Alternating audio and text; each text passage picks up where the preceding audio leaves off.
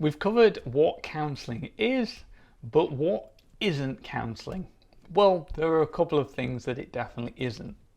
So one is that counselling is not telling people what to do. In fact, a lot of the schools of counselling are non-directive. So we let the client pick the direction, pick the goals, and we don't really offer advice. It's not an advice service, it's helping the client figure out the answers for themselves. Because if we just give them the answer, then they're not going to know how to tackle the problem next time. Whereas if we let them do the work for themselves, then that's very empowering and helps build up their confidence and their self-esteem. It's not doing the work for the client for that same reason. We want to give them the skills to help themselves rather than just giving them the answer. And the client really needs to do that work for themselves to get the benefit out of it. Counselling is not just talking.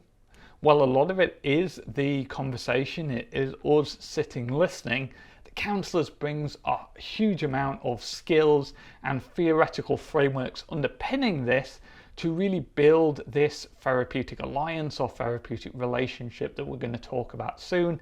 So it's more than just a conversation with a friend, but it really is this professional helping relationship. And counselling is not quick or easy for either the client or the therapist. So it's very hard because of the emotions, typically difficult emotions that we are sitting with. It's hard for the counsellor to deal with that all day. And it's hard for the client to dig into that because they've probably been avoiding these difficult experiences. And therefore it takes time to build up that trusting relationship and to be able to tackle this really hard subject matter.